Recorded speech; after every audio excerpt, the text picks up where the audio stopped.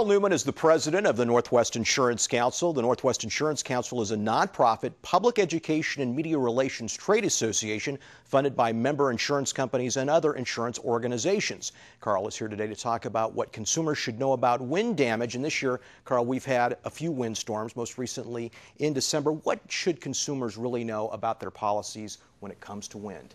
There's really great news when it comes to wind damage. Wind is covered under your homeowner's policy, subject to your deductible, which is usually a few $100s. And when it comes to wind, anything that's damaged by the wind it's part of your home is covered. If a tree comes down on your house, whether it's your tree or a neighbor's tree, that's covered under your homeowner's policy. And I think there's some misunderstandings there for folks, because I think people equate it to auto insurance. If my car runs into yours, then my auto insurance pays. Mm-hmm. That's because I was negligent in some way because I ran into you. That's the liability piece of it. Homeowner's policy, damage from trees, is under the property side of it, meaning that you have to prove your neighbor negligent or your neighbor's tree on your house comes under your insurance. Now, what about wind can consumers do to prevent their homes from being damaged? What can they do? Can they put some things in place to prevent wind damage? It's important to make sure that the shell of your home is solid. Basically, replace your roof when you need to. Replace your siding when you need to. Be sure you caulk around the windows. Some of those types of things that just help your home be better able to withstand the wind. And last December, the Hanukkah Eve windstorm was huge in this area. And there were great news on that, 42,500 claims. And they had adjusters from out of state, hundreds of them, working over weekends through the holidays, away from their families, getting people back on their feet. And only 32 complaint files were opened at the Commissioner's office as a result of those 42,500 claims. It was just a stellar performance on the part of the insurance companies. What are some false assumptions about wind that consumers might have? Well, when it comes to wind damage, if let's say, for example, you have a tree that falls, it does not hit your house. If it takes out your fence, the fence is covered. If it falls in the open and does not damage any structures, there is no coverage for that. So you have to remove the tree yourself. Right. You have to pay for all of that. If it falls on a structure, an insured structure, whether that's a fence or a detached garage or your house, then the tree removal is part of your coverage.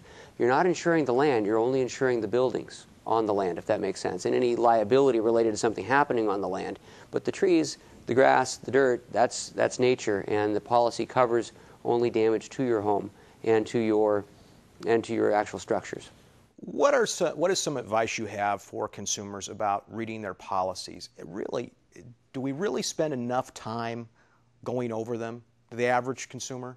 The average consumer probably doesn't realize that this is a contract. You signed it, the company signed it. And you both agreed that these things are covered for this amount of money, these things are excluded. So you need to know what those exclusions are. It's very important to do that. You could probably read through it in an hour or so. It's not going to be exciting novel type reading. You'd probably rather watch a movie. But this is very important for your financial security to make sure that you've got enough coverage, not too much, not too little, but the right coverage for your family. Are insurance companies doing a better job of putting everything in layman's terms? I know that contracts can get kind of tricky for people. Boy, try to read a home mortgage. Right. Well, in Washington, the state law requires what's called an easy read policy, which means it's got to be written in plain English. So there's not a lot of legal jargon in your policy. Again, it's not entertaining to read it, but it's important, and most people can get through that. Highlight the areas where you have questions. Call your agent, call your company. Make sure you understand what that contract covers so that when a claim happens, you know what to expect. The other quick thing I would add is when it comes to homeowners insurance, consider taking a higher deductible. Save your insurance for the big stuff. Take a higher deductible, save some money on your annual premiums, and cover the little stuff yourself. Save that insurance both for your auto and your home for big losses so that you're able to have a more affordable policy going forward. How does the Northwest Insurance organizations, how do they stack up against the rest of the United States? I would say, looking at that windstorm last year, they did an absolutely outstanding job. And I don't, of course, work in any other area of the country. I'm probably a bit biased, but I think the companies and the adjusters in this area are A+.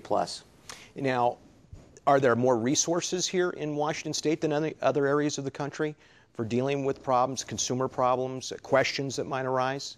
Typically, companies will staff up to cover the policyholders in any given area. And then if there's a disaster in a certain area, such as our windstorm last year, they'll bring claims adjusters from other areas. Claims adjusters from this area spent a lot of time in the southeast helping the Katrina victims. And so it tends to be an area where they can readjust resources to cover serious issues. Okay, let's talk about resources, phone numbers, and websites. Do you have any that you can give us that consumers can go to for more information on, be it wind damage, flood damage, fire damage? Great place to start is our website, nwinsurance.org. It's loaded with great information. It's a good search engine, and there's right on the front page there are resources for disaster preparation, including a link to free downloadable home inventory software that resides on your hard drive. It's not stored anywhere else. You can fully control that data, and that's really important to make sure you've got an up-to-date home inventory. In case you have a claim, you just hand that to your adjuster. It makes that claim go much faster. Anything you want to add that I haven't asked? I just want to thank you for the opportunity to help your viewers understand this very important topic. Karl Newman, president of the Northwest Insurance Council, thanks for being a guest on Northwest Notebook. Thank you.